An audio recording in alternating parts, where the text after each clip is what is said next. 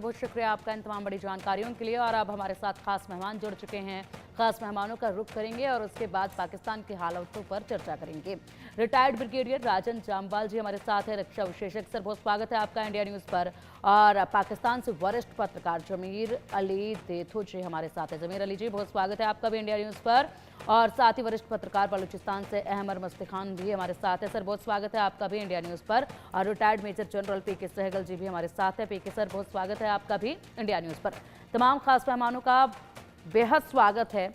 चर्चा की शुरुआत करेंगे और सबसे पहले सहगल सर आप ही का रुख करना चाहूंगी मैं। हालात लगातार आप देख रहे हैं, कार्रवाई एक के बाद एक की जा रही है। ऐसे में बड़े अपडेट तमाम निकलकर सामने आ रहे हैं। पाकिस्तान से गीदड़ भभकियां भी सामने आ रही हैं, बड़े बयान भी लगातार सामने आ रहे हैं। क्या स्थिति आप देखते हैं और आने वाली तस्वीर आपको किस तरीके से नजर आ रही है इस वक्त? आने वाली तस्वीर का इशारा तो कल पाकिस्तान को मिल गया होगा, पर प्रधानमंत्री की स्पीच के बाद प्रधानमंत्री ने साफ तौर पे कहा कि जिसने ये कार्रवाई की है, हम उनको और उनके पीछे जो उनके आकाज हैं और जिन्होंने उनको प्लानिंग और एग्जीक्यूशन में मदद की है, किसी प्रकार से नहीं छोड़ेंगे। दुनिया के कहीं भी छुप जाए, हम उनको ऐसी मार लगाएंगे जिसका उनको अंजाम भी नहीं है। यानी दूसरे लफ्जों में हम पाकिस्तान के खिलाफ, और फिर साथ ही साथ रक्षा मंत्री ने कहा है कि हम रिटेलिएशन जरूर करेंगे। और इस माफी का जो रिटेलिएशन होगा तो पिछली बार के रिटेलिएशन से बहुत ज़्यादा प्यूरिटिव होगा और बहुत ज़्यादा स्विफ्ट होगा। और हम जो रिटेलिएशन है पाकिस्तान की नेवी के साथ भी खिलाफ भी कर सकते हैं, उनके आर्मी एसेट्स के खिलाफ भी हो सकता है, उनके एयर एसेट्स के खिलाफ भी हो सकता है, आतंकवादियों का भी। इशारा बड़ा क्लियर है कि जो दाऊद इब्राहिम को छुपा रखा है, जो हफीज सईद है, वहाँ मसूद अजहर है, सलालुद्दीन है, बड़े बड़े हादसों को अंजाम दे चुके हैं हिंदुस्तान में, लेकिन उसके बाद भी कम्प्लीटली फ्री है। पाकिस्तान ने उनके खिलाफ कोई कार्रवाई नहीं की। हिंदुस्तान ने अनेकों बार बताया उनको कहाँ रहते हैं, कहाँ पर, लेकिन पाकिस्तान इसको हमेशा नज़रअंदाज करता रहा है और कहा है नहीं जी यहाँ तो है ही नहीं। हमने दाऊद के घरों के एड्रेस भी दिए हैं, उसकी वाइफ के साथ हमारे एक पत्रकार ने बातचीत भी की, लेकिन वो फिर भी कहते हैं नहीं वो यहाँ नहीं है।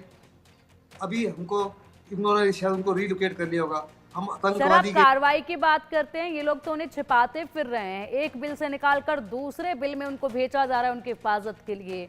लगातार ये अपडेट सामने आ रही हैं, तो उनको छिपाने का काम कर रहे हैं। ऐसे में जमीर अली जी हमारे साथ है। जमीर अली जी, पाकिस्तान की जो सरकार है, पाकिस्तान की जो आर्मी चीफ है, कब इनका जमीर जागेगा, कब ये स्वीकार करेंगे हकीकत को? जिस तरीके से तमाम बड़े अपडेट सामने आ रहे हैं, उनमें अपडेट ये भी आ रहा है कि यहाँ पर जो कैंप हैं आतंकवादियों के, उनको खाली कराकर इन आतंकवादियों को छिपाया जा रहा है। हो सकता है कि अब यहाँ पर आम जनता के बीच में इन्हें छिपाया जाए ताकि किसी भी तरीके से हिंदुस्तान इन पर अटैक न कर सके। अगर अटैक वहाँ ढूंढ कर भी किया जाता है तो फिर इल्जाम लगाया जा सके कि देखिए हमारी आवाम पर अटैक किया जा रहा है।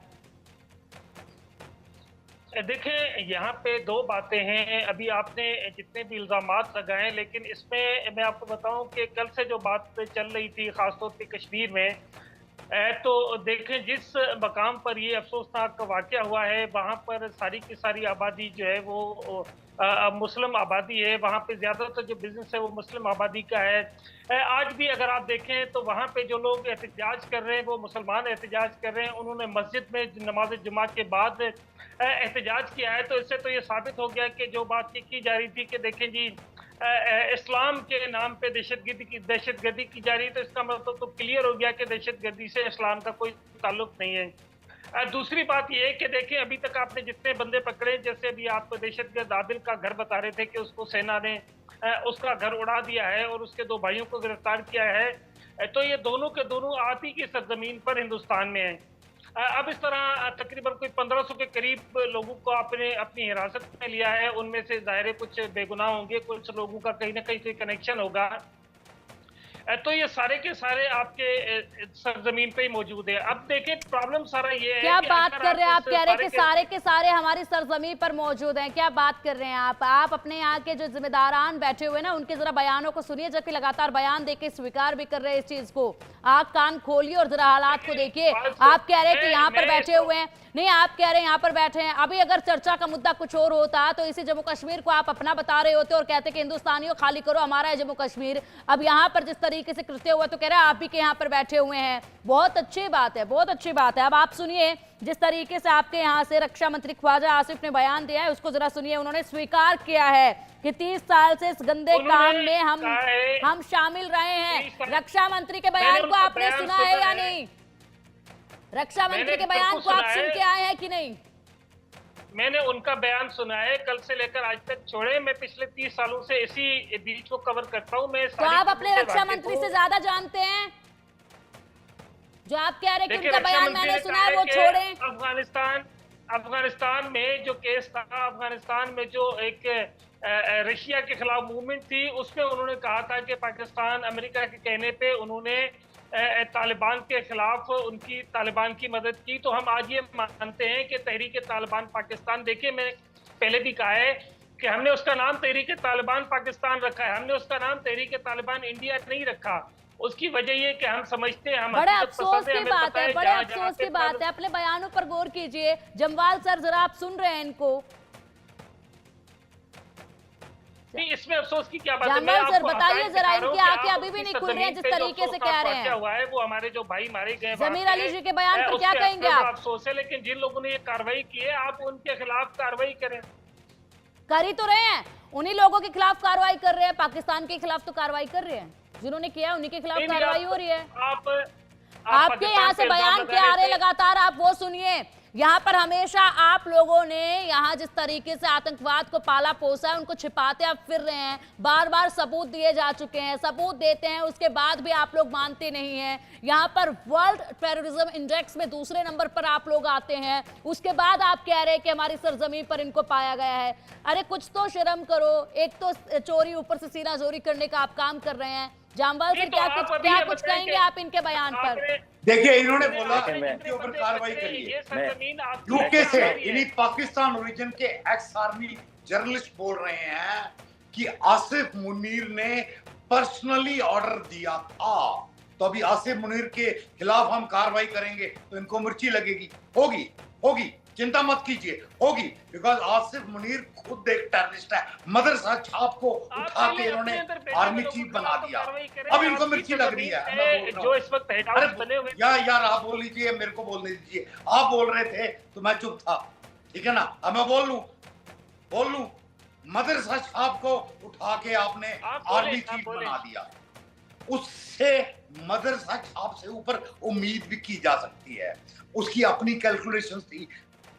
पाकिस्तानियों में एक बड़ी प्रॉब्लम है, बार बार चैनल में बोलता हूं, ये सिर्फ टैक्टिकली सोचते हैं, स्ट्रेटेजिक थॉट है ही नहीं। टैक्टिकली हम ये कर लेंगे। उसको एकदम प्रॉब्लम थी, पॉपुलैरिटी कम हो रही है पाकिस्तान आर्मी में, पाकिस्तान की आवाम उसको गाली दे रही है, तो भाई क्या करे, हिंदुस्तान के साथ कुछ पंगा कर लेते हैं।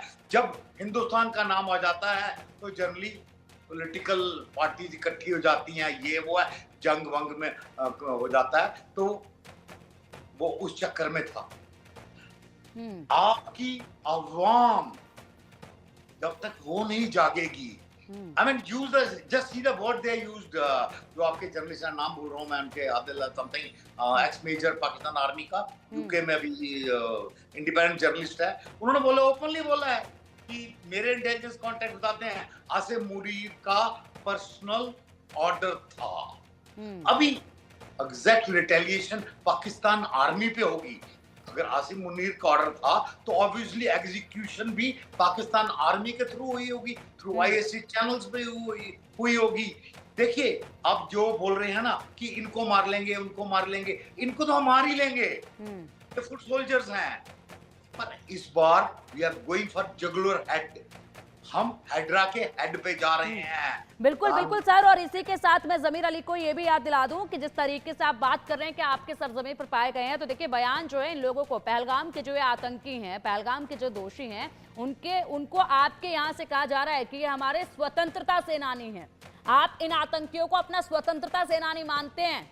स्वतंत्रता सेनानी आप इनको बता रहे हैं। आप जरा सोचिए, ठीक है, ये मदरसे में पढ़ाई करके यहाँ पर जिस तरीके से जाहिलपना फैलाया जा रहा है ना, उस पर अब लगाम लगेगी। आपकी जो मुस्कुराहट है ना, ये पता चल रही है, ये मुस्कुराहट ज्यादा वक्त की नहीं है, ये मुस्कुराहट बेहद जल्द उड़ने वाली है, खराब होने वाली है, क्योंकि आपके बंद हो जाएगा कल को।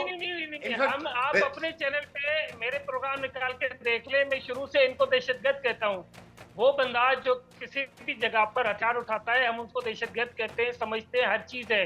और हमारे जिस वजीर दिफा का आप बयान सुना रहे हैं, देखिए उन्होंने क्लियरली कहा है कि जब हमने, क्योंकि अपनी गलतियां मानी है, हमें पता है हमने क्या गलतियां की हैं, हमने जिस तरह की गलतियां की थी उसका खमियाजा हमने भुगता है और अब हम उनके खिलाफ कार्रवाई कर रहे हैं। उन्होंने कहा था कि हम रशिया के खिलाफ अमेरिका के कहने पे गए थे, तालिबान को हमने सपोर्ट किया था, जिसका सबसे ज्यादा नुकसान पाकिस्तान को भुगतना पड़ा। इसीलिए मैंने कहा कि हमने उसका नाम तहरीक तालिबान पाकिस्तान रखा है, हमने उसका नाम तहरीक तालिबान इंडिया नहीं रखा, क्योंकि हम इल्जामात पे यकीन नहीं रखते। हमें पता है जो जो हमारे दुश्मन है, जहां जहां हमारे दुश्मन है, हम उनको ढूंढ ढूंढ के मारेंगे।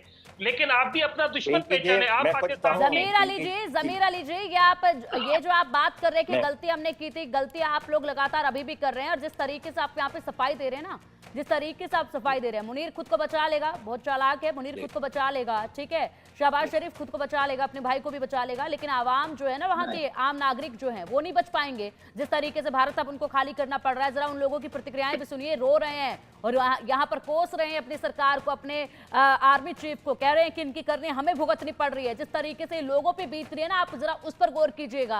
हालांकि अब आप एक टीवी पर बैठे हैं तो यहाँ पर कुछ कह नहीं सकते, लेकिन मन ही मन जरूर आप भी कोस रहे होंगे कि कहाँ फंस गए हैं। और ऐसे में, लेकिन ये आपकी देशभक्ति है, आप नहीं कह पाएंगे, हम समझते हैं, लेकिन आपकी जो पीड़ा है, जो अंदर का दर्द है, वो हम बखूबी समझ पा रहे हैं। अहमद साहब, आप भी कुछ कह रहे थे, बताइएगा जरा।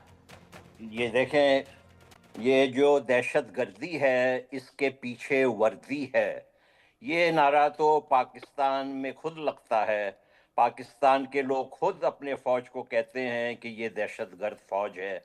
ये कैसे बात कर रहे हैं, ये साहब जो आए हुए हैं, ये सिंध के हैं मेरे ख्याल में, लेकिन आजकल ये पंजाबियों जैसी बात कर रहे हैं।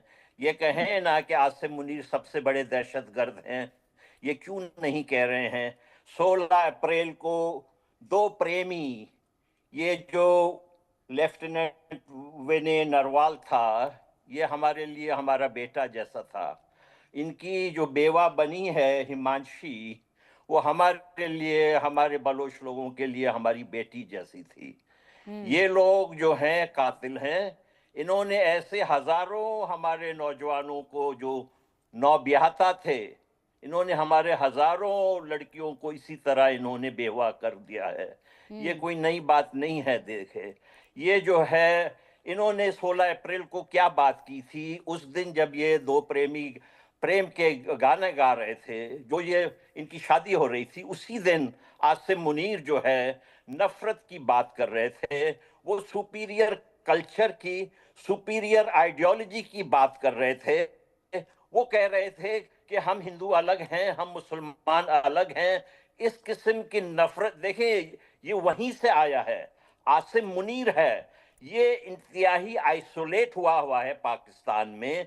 सिंधी उससे नाराज है, हम बलोच तो उसमें हालात जंग में हैं। हमारी लड़कियों को जो है उसने जेल में डाला हुआ है। हमारी जो लड़कियां हैं उनको उसने क्वेटा के जेल में रखा हुआ है। जो नोबेल प्राइज के नॉमिनी है डॉक्टर महरंग बलोच, वो देखें, गुलजादी बलोच, बीबी बलोच, हमारे औरतों को ये कावर्ड है, डरपोक जनरल है आसिम मुनीर, जो लड़कियों से डरता है। और इसकी आप हरकत देखें, आपके कितने बेचारे 26 लोग जो शहीद हुए हैं, मैं तो इनको शहीद भी कहूंगा क्योंकि बेगुनाह मारे गए हैं। इनके जो है, इनसे कोई अच्छाई काम नहीं हो सकता है। हिंदुस्तान से ये जले हुए हैं पहले दिन से। इनका जो है नीयत ही खराब है। इन्होंने जो पाकिस्तान नाम रखा हुआ है, दरअसल ये ग्रेटर पंजाब है। ये पाकिस्तान कहाँ का है? सिंध इनसे नाराज है, पश्तून इनसे नाराज है।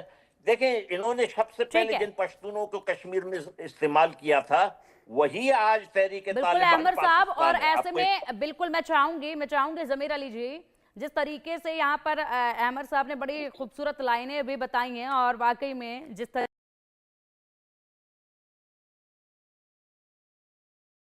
है ये जो दहशतगर्दी है इसके पीछे वर्दी है। इस लाइन को पकड़कर बैठिए और गौर कीजिए इस लाइन पर, शायद यहाँ पर कुछ आपको समझ में आ जाए। अभी आप समझ नहीं पा रहे हैं या समझना नहीं चाह रहे हैं, वो आपके ऊपर है, लेकिन इस लाइन पर जोर जरूर दीजिएगा, क्योंकि पाकिस्तान के आवाम भी इस बात को बखूबी जानती है। पाकिस्तान के जो आपके आर्मी के जवान हैं वो भी बखूबी जानते हैं, क्योंकि यहाँ पर जिस तरीके से जहां ट्रेन हाईजैक हुआ वहां पर जिन सोल्जर्स को तैनात किया गया उनमें से 8 सोल्जर्स आपके ऐसे थे जिन्होंने अपने कदम पीछे हटे और नौकरी करने से साफ तौर पर मना कर दिया। वो भी जानते हैं, वो उसी आर्मी में है, उनको पता है उनका चीफ तो बच जाएगा।